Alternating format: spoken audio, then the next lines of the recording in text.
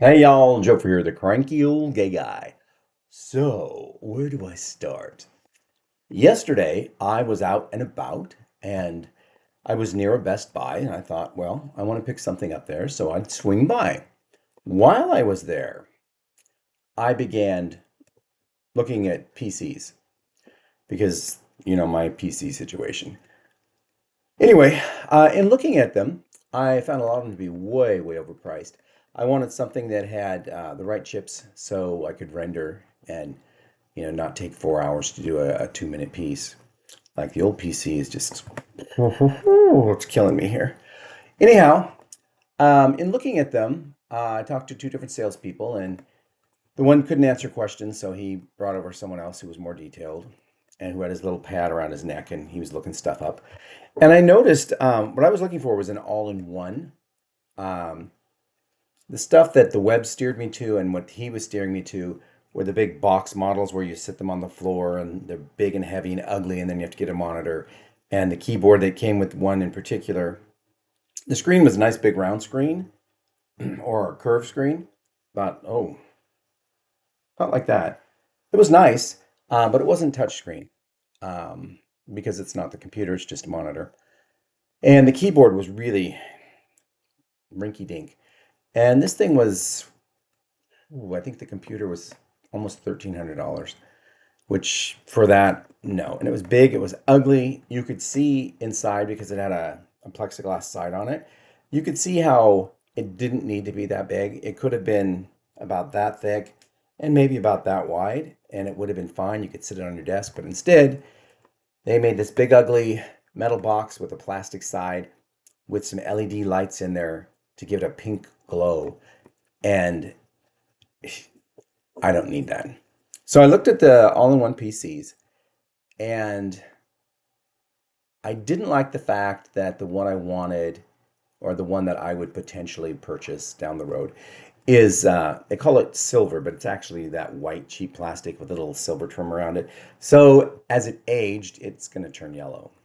I mean, I brought that up to the guy and he goes, uh, yeah, plastic white, plastic yellows. It's like, so why did they do that? He goes, I don't know. And he kind of talked like that. I also noticed that on both of them, the ports are all on the back of the all-in-one.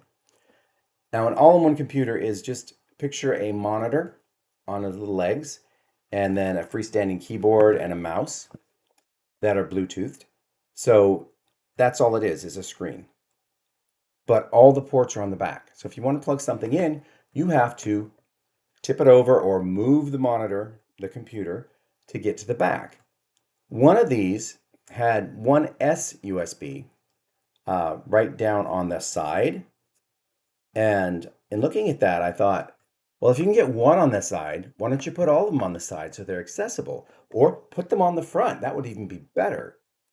Now, I know that they all try to go for this streamlined beauty aesthetic look because everyone wants to be like Apple because Apple has one cord, I think, the power cord. But why?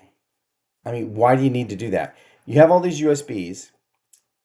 You're probably not going to have stuff hanging out of them all the time anyway. So you can just do this, it's like an old time operator, just plug them in and out. But instead, like my old PC is the same way. They put all of them in the center on the back behind the hinge leg. So you have to tip the thing over and pry the leg up just to put things in the USB plugs and the little ports. And it's ridiculous. And it made me very, very cranky that something that costs what these machines cost are designed so poorly. So if you are a developer or a designer for any of these companies that make all-in-one computers, think about having them on the front. I mean, even if you don't want to see them, have a hatch that opens up and shows all your ports. That would be so convenient. And the only thing that's on the back would be the power plug, or that could be on the side. Nothing has to be on the back. I don't know many people who have a computer at home that have it sitting in the center of a room so you have full access to the back. Almost all of them are pushed up against a wall or on a desk or table with a wall behind it. So, will you guys just get on that, okay? So I went on my way, did my shopping, and I went to buy something. And I know when you've been to hardware stores, Home Depot does this a lot, or Lowe's, they go, "Hey, would you like to sign up for a Home Depot or a Lowe's card? You'll save X amount of money on your purchase." I said no, because he asked me the same thing. The Best Buy card? I said no. And he goes, "Well, it's 15% back." And I said no. And he goes, "It's XYZ dollars." And I said, "How long is it going to take?" He said, 2 minutes. Well, it took about 2.5, 3 minutes to sign up. And then I got the receipt and I said, "Whoa, wait a minute." Before I paid, I said, "This is not the price that you just told me was going to be 15% off." He goes, "Oh, well, we can't do the percent off until the return period's over." I said, "The return period?" And he said, "Yes, it's you could buy something here and get the discount and then go to another one of our stores and return it for full price. So we'd be losing money. So that's why we make you wait until the return period before that you get the refund." And I said, "Okay, how long's the return period?" He said, 14 days. And I said, "In 14 days then, you're going to send me a check." He goes, "No, no, no, it goes on the card." I said, "So if I have the balance of this purchase on the card, you're going to put this 15% back off, so it'll reduce the price of this product." And he goes, No, no, it stays on the card." And I said, "What do you mean it stays on the card?" He goes, I said, "That doesn't sound like cash." And he said, "Oh, it's not cash." I said, "You said it was X amount of money." He said, "I said it was worth X amount of money, but no, it's a reward." And I said, "So I get this 15% back and I can only spend it here?" And he goes, "Yeah." And I said, "Well, just cancel the whole thing." He said, "Oh, well, it's already gone through." And I said, "Well, cancel it anyway." He said, "Well, I can call from my phone here, or I can give you the number and you can call him." I said, "No, you take care of it." So he got on the phone, and surprisingly, they have some kind of express number because it got right to the card company. He didn't have to, he went had to go through a menu because he was punching things. And he said, "Hey, can you come over and put in, your SS number again?" And I had to do that 3 times. And then we got hung up on. And then he had to call back and he talked to someone. I had to punch in my number again. And then he said to the person on the end, "Oh, well, you want to talk to the customer? It'd be a lot easier." So she handed me the phone. They asked me questions like name, birth date, security reasons. And then, "Well, why don't you want this card?" Well, he already told them. He said there was a miscommunication in how the 15% off works. Miscommunication was the way it was said. It was very misleading and scammy. So I said, "Yeah, I don't want it because it's not a cash back as it's promoted." She goes, "Oh, I see. Well, it is a 15% off your total purchase." And I said, "That sounds like cash right off the top." And she goes, "Well, it's a rewards program." And I said, "Just cancel the card." And she goes, "Are you sure?" And I said, "Absolutely." And she goes, "One moment, please." She did something and she goes, "Okay, your card is canceled, but if you want to charge on this card, you're going to have to start a brand new one because this one's totally canceled." And I said, "Fine, it's canceled. I don't want it." And she goes, "Okay, thank you so much for calling Best Buy Card Division, whatever. Is there anything else I can help you with?" I said, "Yes, you can stop promoting this card under fraudulent, what do I want to say? Advertising, promotion. It's all crap. It's very, very scammy." So anyway, the phone call ended. And I looked at the kid. He's a young guy that was cashing me out or ringing me up. And I said, "It's not your fault. And I understand that you're required to push these cards. But in the future, be very specific and state this is not a cash back. It is a rewards card." And he goes, "Oh, that's not what we're trained." It's like, well, if you told people that, I'm betting over half of them would not sign up for that card. He told me before I even signed up, he said that he doesn't get any kickback from this. It's just part of the job he's required to, promote these cards. So you, as a shopper, when you go to any of these stores, if they're offering you a reward or a cashback, make sure that it's cash. Make sure it's off the purchase price and it's not just some kind of a gift card balance that you can only use if you go back in that store. I go to Best Buy what? Once a year?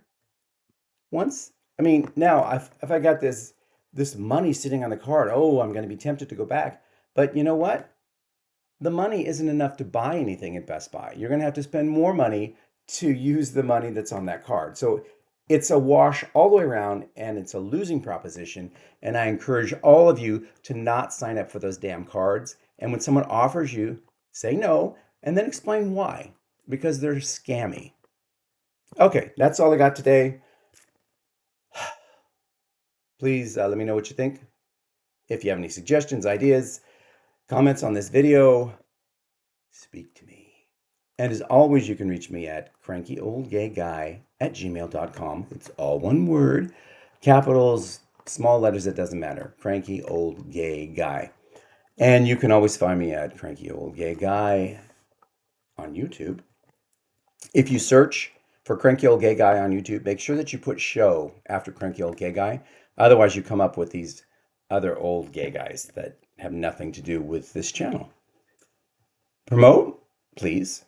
Thanks for watching. Tell your friends, subscribe, share this video, hit the little bell icon so you'll be informed whenever I upload something, which since I started, it's been every day. And that's my intention going forward, at least for the foreseeable future, until my production qualities get up and I start editing better. And it's going to take a little more time. And then I might reduce them. But right now, I don't have any plans to do that. So worry not. You're going to hear my grating, cranky voice every day, should you choose to. Today's shout out goes to, oh boy, we're talking about retail, aren't we? I'm going to do a shout out to Bi-Mart. Why? It's not, well, it is kind of my favorite department store just because it's small. When you get in there, you're not walking 2 football fields to find something. I don't think the prices are outrageous, but they're certainly not the best prices in town. Stay away from their whole food department in that it's like it's like shopping in a 7-Eleven price wise. It's nothing like if you went to a regular grocery store. I go in there, get a cheap pair of shorts or a cheap shirt or something that, it's not high fashion. Um, it's the kind of thing that your grandpa would wear, to be honest. Most of it. And I get a straw hat there pretty much every summer because it's the cheapest straw hats and you need something for the sun when you're at the nude beach. I would be wearing one right now, but indoors, I'm not really risking a chance of getting a sunburn. I think that's about it. You know what today's sponsor is, right? That's right. How many of you, I'm wondering, have actually gone to Amazon and looked up the sponsor to see what the book is about? Hmm? I encourage you to do so and let me know. Let me know if it sounds like a good read. Maybe it sounds like it's going to put you to sleep. Maybe you'll read the little 10 pages they give you or whatever and think, oh my God, this person can't spell or they can't speak or something to that effect. Or you might think, oh wow, why have I not read this earlier? I want this. So let me know what you think. The Amazon book stuff is in the description of this as well. And I will see you all tomorrow. Bye bye.